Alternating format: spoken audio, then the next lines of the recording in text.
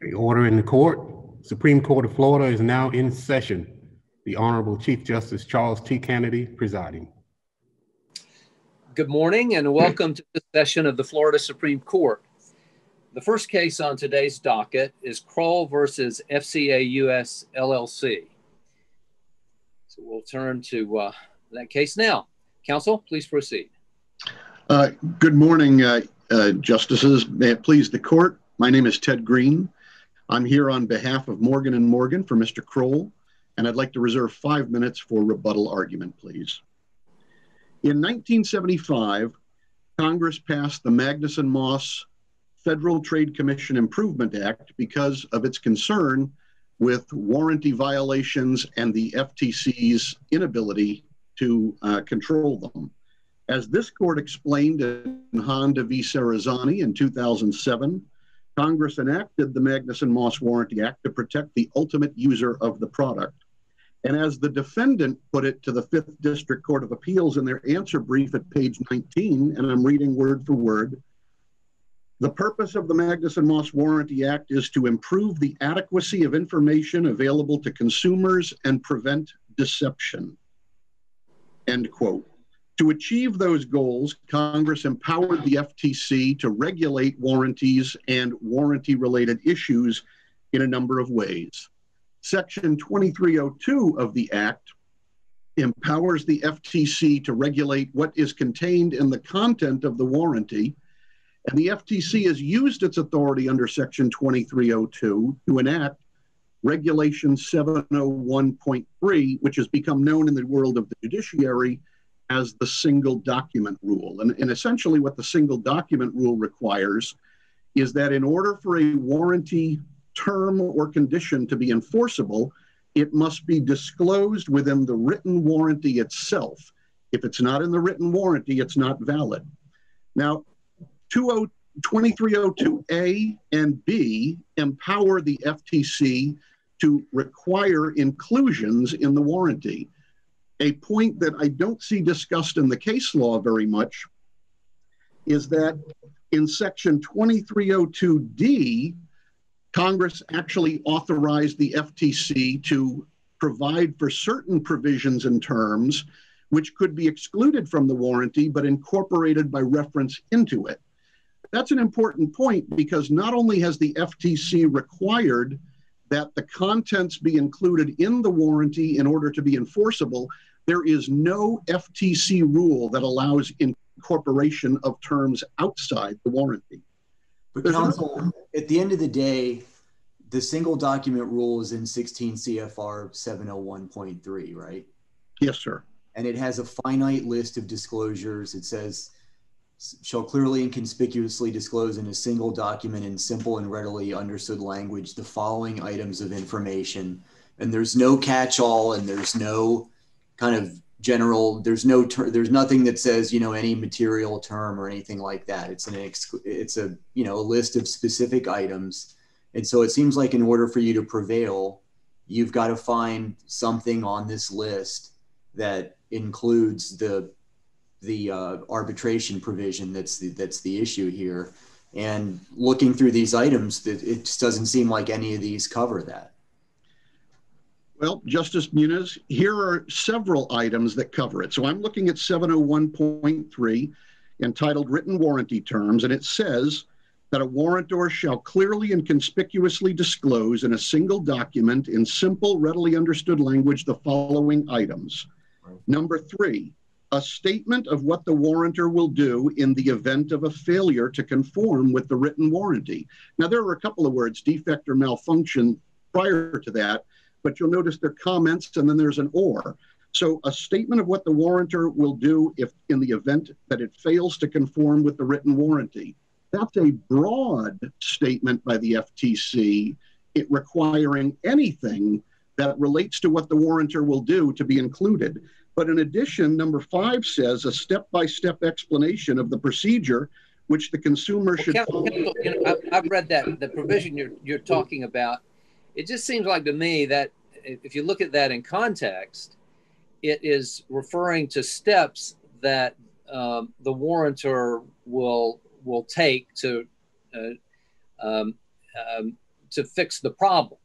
And so, well, you know, they'll undertake certain steps short of the legal actions that might be instituted, or some sort of, or the binding arbitration. It just seems to be a totally different focus in that provision. Is what am I missing? Here's what I contend you're missing, Your Honor. The first two things that are required, because it's a list of three things, and I focused on the third one. The first two things are a defect or a malfunction. So I contend that you're right. In the regard to a defect or a malfunction, that relates only to those. So if there's a problem with the vehicle, that relates to correcting it. However, here's the thing. 2310D, which provides for a consumer action under a limited warranty. And by the way, all vehicle warranties are limited warranties. So 2310 is always what you go to on a vehicle warranty. 2310D, I apologize for this, Your Honor. I had my office line here only because it's an emergency line in case I get disconnected. So 2310D provides that before we can seek legal remedies, we have to give the warrantor a reasonable opportunity to cure. That's the difference between what you're looking at and what I contend is the first two parts. I apologize. I had to keep a phone in case I get disconnected. There's a way you can silence the phone. I don't know how to. I did that on my cell phone. I don't know how to do it on my office. Okay, okay. I apologize. I can throw it out the room if you'd like. Nope. So we have to give them a chance to cure before we can pursue legal remedies. That's where the defect or condition come into play. And by the way, they do include provisions that explain what we have to do if there's a defect or malfunction. We have to take it back to them and allow them a reasonable opportunity to repair it. But what happens if they don't? That's where we get in to the provision of a failure to conform with the written warranty. But there's more. I started reading another provision. Number 5 says, a step-by-step explanation of the procedure which the consumer should follow to obtain performance of the warranty obligations. That too is broad, and it includes the legal remedies that we must seek. So no, counsel, actually, so let's go back though. So we have in the rule the finite list, right? We have in the statute the authority for the FTC to adopt this rule, and essentially the statute defers to the FTC as far as what disclosures are going to be required. But the statute also gives sort of an illustrative list of things that the FTC may require to be disclosed. One of those things is a brief general description of the legal remedies available to the consumer. But the other options include the things that, you know, the step-by-step issue, the statement of what the warrantor will do in the event of a defect, malfunction, or failure to conform. So if I read these two things together, it seems like the natural inference is that the brief general description of the legal remedies available to the consumer, which FTC didn't include in the rule, is different from these other things that you're pointing to. I'm not sure I understand the question. I see the FTC regulation as a gradual move up the spectrum. You start with repairs, that'd be the defects and the malfunctions. And if they can't remedy the vehicle within a reasonable time, because that's what's required under the Act, 2310D also has a provision that they have only a reasonable opportunity to cure.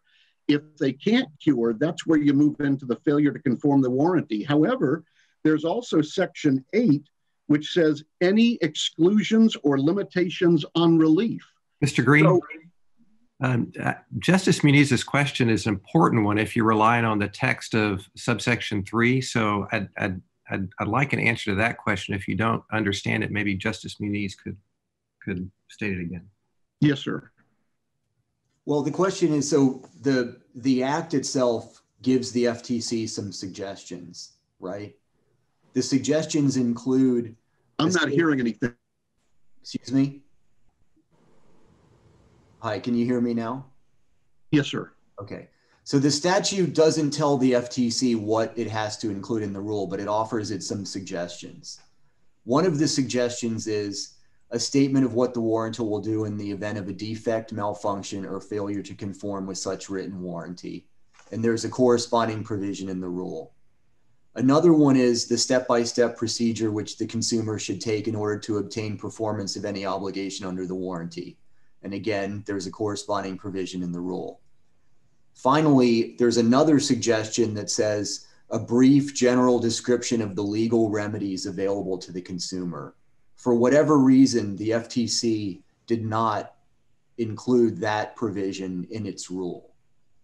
And so my question is, why should we read that suggestion, that type of language, into the ones that the FTC did include when it's obvious that the statute considered that a distinct category of information? So is your question why the statutory sub 9 is not included in the FTC regulation? Well, I mean, I'm not asking you to tell me why it's not included. What I'm asking you is, why should we read that requirement into what is included when it's clear that the FTC, for whatever reason, chose not to include it, even though it did include these other things? Well, actually, I contend that the FTC did include sub 9 of the statute in. That's where I go to sub 8 of the rule, which says any exclusion or limitations on relief. And a binding arbitration rather than judicial resolution would be a limitation on the relief available to my client. In fact, it actually gives examples of things that couldn't be recovered in FTC sub 8. So I contend it did include that. The language, I admit the language is a little bit different, but it did include that provision. How does it affect your argument that the FTC itself, which is the author of the single document rule, doesn't believe that binding arbitration is even allowable under the statute and under its own rules? And so does it make sense that the FTC would require the disclosure of an item that the FTC itself doesn't even think should be permitted at all? So you've got two questions. I don't know if you want me to go into the issue of them saying there's no binding arbitration. I agree with the FTC, but that's not the issue we've brought before this court today. Right. With regard to the second piece, I contend that 701.3 is a broad description of what must be included.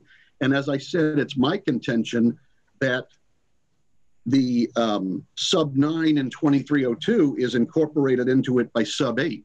I think they have said, and frankly, there hasn't been any ruling from any court that I'm aware of that has said the FTC didn't include all kinds of provisions in here. That, in other words, there's been no ruling. I mean, we can read the list. I mean, the list is what it is. It's a finite list.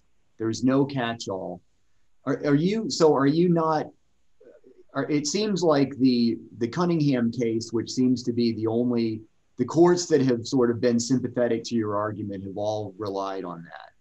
And that case turned on the kind of equating binding arbitration with informal dispute settlement mechanism.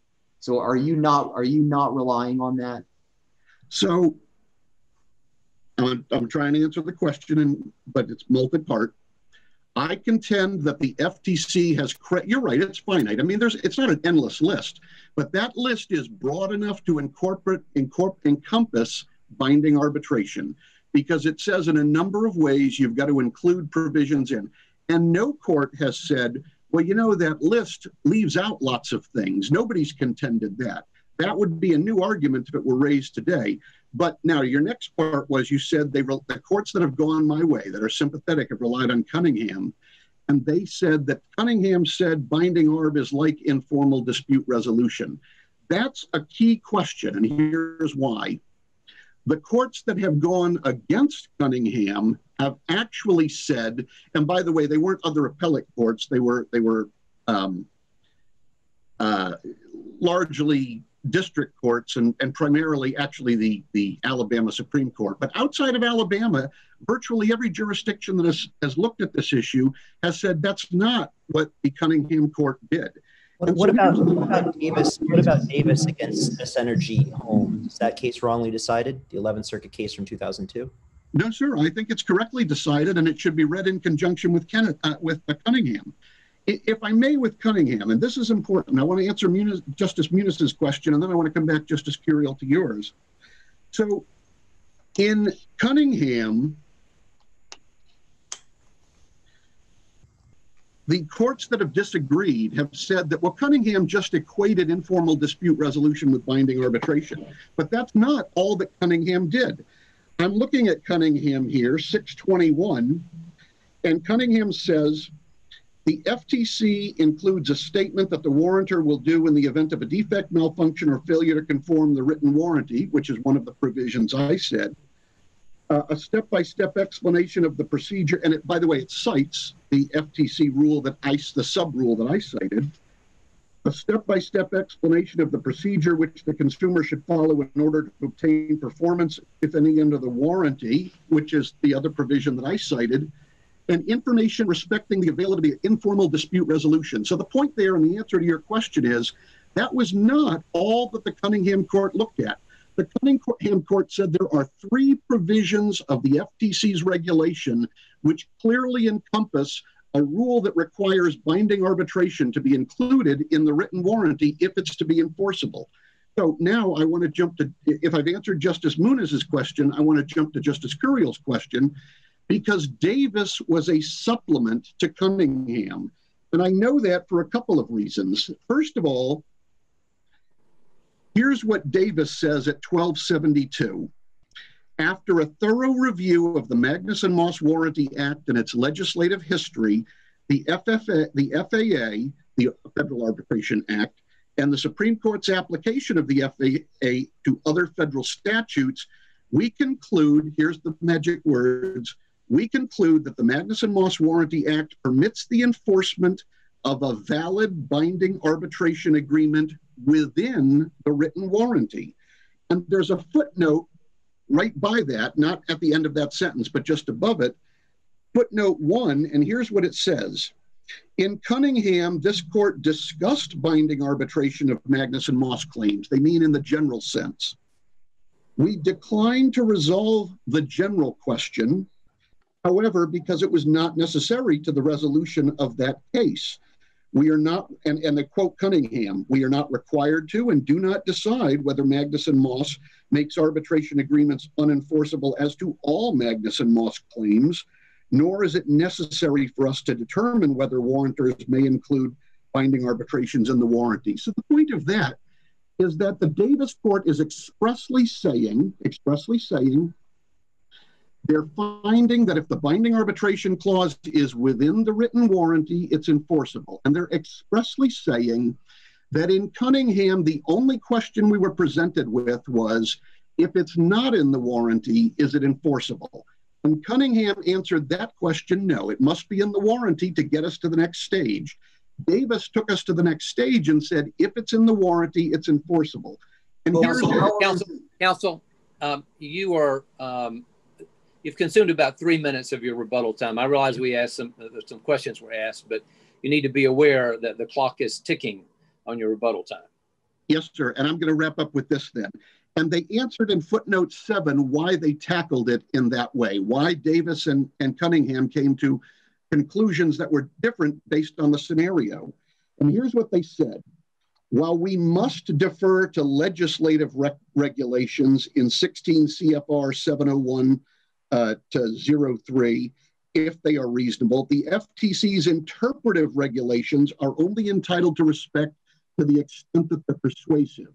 So the court was explaining that the regulations under 2302 are legislative and are required deference by the court, but those that say no binding arbitration under 2310, they're merely suggestive from the court's perspective. They're not binding on the court. There is no Chevron deference with that.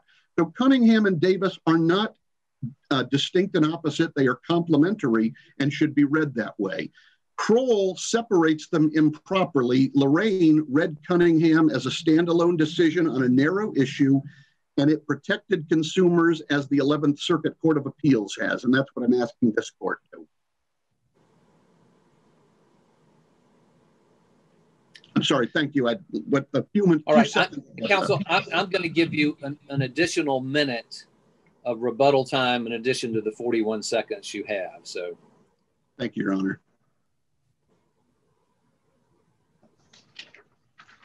Opposing counsel, please proceed. You need to unmute, sir.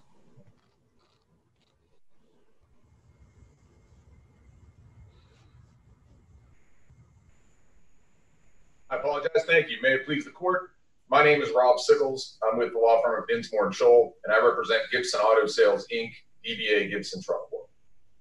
The issue that's before this court places into contrast the favored means of dispute resolution that arbitration has been considered by both the Federal Arbitration Act and the Florida Arbitration Code with the Magnuson-Moss Warranty Act, which is undeniably a consumer protection statute. The order that's on appeal resolved two issues, but they're interrelated in a way that makes the challenge to only a part of them impossible. The order on appeal resolved two issues, i.e. whether the Magnuson-Moss Warranty Act permits binding arbitration of claims brought under the Act, and two, whether the Magnuson-Moss Warranty Act requires that the arbitration agreement be included in the written warranty under the single document. Now, the reason that these claims are intertwined is because the cases that have decided them have also intertwined the determination of whether arbitration is permissible under the Magnuson-Moss Warranty Act with the FTC's rules that were discussed earlier and that are contained in the brief. Simply put, the FTC itself has said that it considers binding arbitration to be an alternative dispute resolution mechanism or an informal dispute resolution mechanism as described in the statute. So that is what the FTC has said, and that's contained in the Patriot Manufacturing Dixon case that is cited in the brief. Looking at the decisions that have decided this issue, Cunningham is unique. And the reason that Cunningham is unique and different from the case that's before this court is because in Cunningham, you had a third party, a stranger to the transaction, trying to enforce the warranty between, trying to enforce the arbitration agreement between the seller and the buyer. And the court notes that throughout the opinion. And in fact, in the conclusion, the court says, first, the propriety of Ronnie Smith and the Cunningham's agreement to arbitrate, the seller and the buyer agreement is not before us. So the court's analysis in Cunningham focuses on why a third party should not be able to enforce an arbitration agreement that it's not a party to. And that's why it talks about the contents of the warranty, the deceptive issues, and all of the other things that Cunningham analyzes, including whether arbitration is an informal dispute resolution mechanism. But counsel, whether somebody has standing to assert an arbitration agreement and attempt to enforce that by their status really has nothing to do of whether or not a binding arbitration agreement is an informal settlement agreement. Would you agree? I agree that it has nothing to do with whether it's an informal dispute resolution mechanism or an informal dispute settlement mechanism as defined in the statute. But the Cunningham decision expressly states that they're not talking about whether it would be agreeable. And one of the reasons I believe that that happened was Florida subscribes to the single document rule, which for years has said everything that is signed at the same time as part of the same transaction has to be construed together. And the Fifth DCA, in rendering its decision in Kroll, noted that in a footnote. Now, ultimately, the Kroll decision says we don't need to have a single document with the arbitration agreement in it because arbitration is not an informal dispute resolution mechanism. But even if it was, I believe based on the footnote and what the trial court found, which is when you sign 3 or 4 agreements at the same time as part of the same transaction, they're all construed together. And that works with warranty deeds and mortgages and car deals and a whole host of commercial contexts where for hundreds of years, that's been the law in the state of Florida. But the FTC doesn't view it that way, right? Can I just ask you a question? Yes. So I wasn't able, it seems like the natural reading of 3 and 5 in the regulation has to do with sort of the consumer's interaction with the warrantor. It's not really referring to if everything breaks down and I need to sue, how do I do that? Are there any cases that back that up? I wasn't able to find any. No, I'm not aware of any. I think if you read the list, though, it's chronological. Like if you start with the start of the list, the first thing you have to do is identify the party, who's the party to the warranty. It's limited to the original purchaser, so you're describing who the parties are. And then you talk about the parts and the characteristics and what's covered. And then a statement of what the warrantor will do in the event of a defect. My client would not do anything in the event of a defect involving arbitration. They're not going to file for arbitration over a defect. That provision, the counsel said, supports his argument, says a statement of what the warrantor will do. Well, that would never apply. So what the warrantor will do is, what are they going to do? Are they going to repair? Are they going to replace? Are they going to give you, replacement parts? I mean, all of those things fall in line there. Point of time in which the warranty commences. Again, these are chronological. And then you come down a step-by-step explanation of what the consumer should follow, who you have to call, where do you have to take the vehicle, what types of information you have to provide.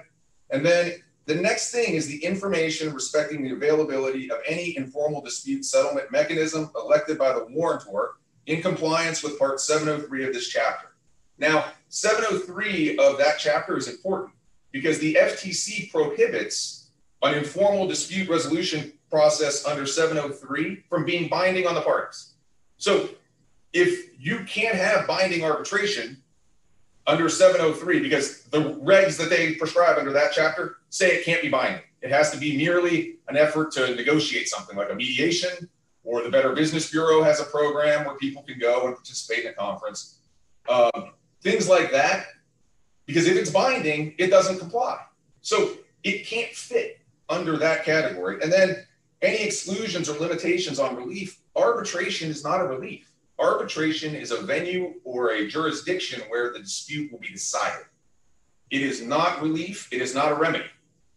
Remedies are damages, injunctive relief, and as long as, and Florida's clear on this, as long as your arbitration agreement allows whatever awards a court could make to be made in arbitration, that arbitration is a substitute for a courtroom.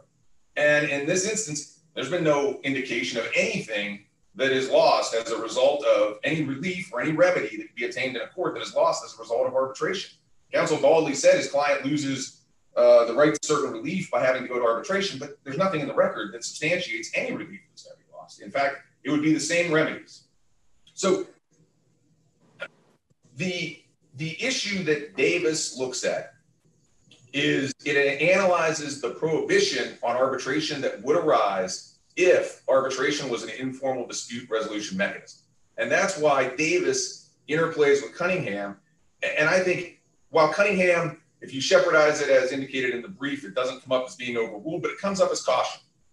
And the reason it comes up as caution is the entire rationale that arbitration is an informal dispute resolution mechanism or needs to be disclosed under the FTC's rules was thrown out by Davis. And they do an exhaustive analysis. They go through the Chevron factors that says you can only take deference to that type of organization's rules under certain conditions, and they analyze the three reasons why deference would be given and say none of them apply in that case.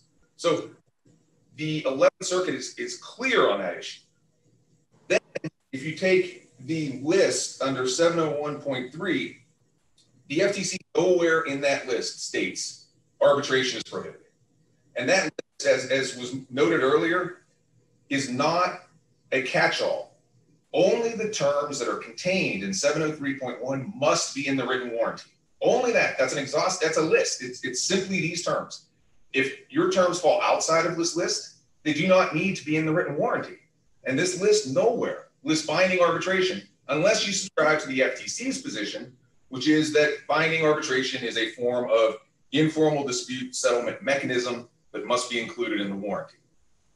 No followed that other than Cunningham and Lorraine.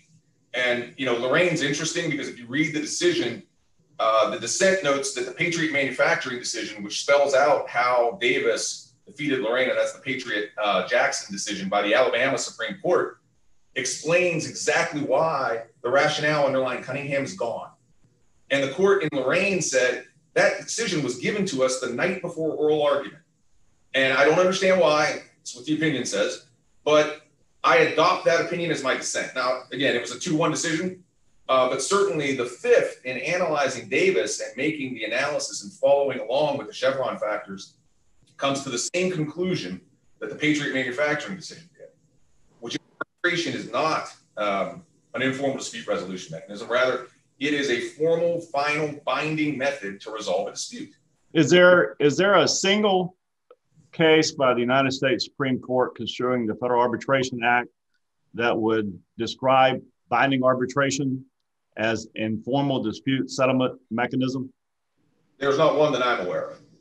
In fact, the United States Supreme Court has taken just the opposite approach, and it's every decision probably in the last 25 to 30 years regarding arbitration talks about how it's a substitute for court. It is not intended to be a prerequisite. It's not intended to be a condition that has to be followed first. And in fact, if you take a look at the 15 USC 2302 section that defers the right to the FTC to make certain rules, number 8 talks about the FTC being able to prescribe rules regarding the availability of informal dispute settlement procedures offered by the warrantor, and a recital where the warranty so provides that the purchaser may be required to resort to such procedure before pursuing any legal remedies in court. Now, the congressional statute that delegates the authority of the FTC was drawing a bright line distinction between informal dispute resolution mechanisms that have to be done before you go to court. Well, if arbitration is a substitute for court, you could plug in before you go to court or arbitration, because with an arbitration agreement, that's what you're able to do. And in this instance, my client and Mr. Kroll executed a binding arbitration agreement. It was undisputed. And that arbitration agreement required the arbitration of all disputes, including disputes arising out of the warranty. When you think about it from a consumer protection standpoint, a standalone arbitration agreement is the best method to advise a consumer that they have to go to arbitration for claims. If the arbitration provision was tucked away in a warranty book, I've seen manufacturers' new car warranties, those things are an inch thick. So suddenly, by placing the arbitration agreement in that warranty book, you've now given the consumer more information than you would by having them sign a standalone document. That defies logic. Having them sign a separate standalone agreement that says, you know, we're going to go to arbitration, or having it be part of the buyer's order that creates the transaction. Those types of situations call the person's attention to the fact that they're agreeing to arbitration. One of the factors courts look at to determine unconscionability in an arbitration context is whether the agreement was buried someplace. And I can't imagine a situation where a consumer is better off with a warranty having the arbitration provision tucked away inside of it than having it as a standalone agreement that's actually signed, or as a part of a buyer's order that's the document that they're signing to consummate that transaction, that tells them exactly what they have to do when arbitration or a dispute arises before they can proceed, you know, to some type of resolution of that dispute. If you wanted to have a mediation process or something like that, that's completely separate. I would agree that under the FTC's rules, that needs to be included in the warranty if it's a prerequisite to going to court. If you just had a suggestion in your warranty that said we should go to the Better Business Bureau, but didn't make it a prerequisite, under the 701.3 factors, that would not be required to be in that written warranty because it's not a prerequisite to going to court. The other factor that I know I mentioned earlier, but I want to focus the court's attention on that was not addressed at all in the brief was the issue of the single document rule in Florida. And I think that that is key because under Florida law, because the Magnuson-Moss Warranty Act creates a framework for the enforcement of state warranty claims. And state laws govern a large portion of what applies in a Magnuson-Moss case. The remedies are created by state rights other than attorney's fees. And in fact, state courts have jurisdiction under Magnuson-Moss Warranty Act claims below a certain threshold. So the state courts are where these cases typically are litigated, unless you're talking about a $200,000 or $300,000 vehicle. But you're not suggesting that. I mean, look, if it came down to that, we would be interpreting the phrase "single document" in simple and readily understood language as that phrase, the meaning of that phrase as it's used in this. In the FTC's rule, right? So Florida law wouldn't have anything to do with that. Well, I think that's the way the FTC would construe it. I think state law in a state... That would be the issue. Are you telling me that the FTC defers to state law to say that, you know, 8 documents can be a single document? Well, I think without direction from the FTC on that issue, you could look to state law and say. But is there direction? Well, the regulation is unclear. It just says a single document. Okay. I mean, I think you're getting pretty far. I mean, if this case came down to that, I think you would be in trouble. Which, you know, I mean, go ahead. I'm sorry. Understood. So, turning then to the conclusion that was reached in the Krol case, the court ultimately did the analysis, made the assessment, and determined that the single document rule does not require the arbitration provision to be contained in the warranty in order to be enforceable. After conducting the Chevron test, after conducting all of the analysis, the court properly concluded that. And if there are no further questions, I would yield the remainder of my time. All right, we thank you, counsel. Rebuttal.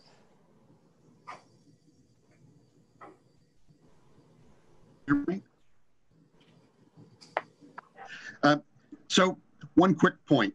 Opposing counsel says that there's no requirement that single document rule that everything be in. I would say that 2302D, which I mentioned before, authorizes the FTC to exclude certain things from single document. They haven't done so. There is no case holding that the single document rule is broadly crafted so that you can leave things out. That's not what any case, even those that go against me, have held. Even the cases that go against me talk about everything must be in a single document, but they carve out some reason that I said misinterprets Cunningham. The next point, federal law supersedes state law. So to the extent that the FTC has crafted a single document rule that is valid, it overrules state law. And there's good reason that should be. In this case is that example. My client signed a retail installment contract that says this contract contains the entire agreement between you and us, but that was false. He signed a buyer's order that says this vehicle is sold as is and with all faults without any warranty, and dealer hereby expressly disclaims all warranties, either express or implied. But we know that's false because they issued a warranty. The window form contained a warranty, but it didn't describe all of the terms of it. And what hasn't been mentioned yet, because it relates more to Chrysler, who is no longer in this, is that the dealer also sold my client a service contract, which is a type of warranty in a different category. My client executed a lot of things with conflicting information. The best way for him to know that he was required to go to binding arbitration is to put it in the single document of the warranty, and that's what the FTC requires. Thank you, gentlemen. We thank you both for your arguments, and we will now prepare to move to the next case on our docket, Avsanu versus the state of Florida.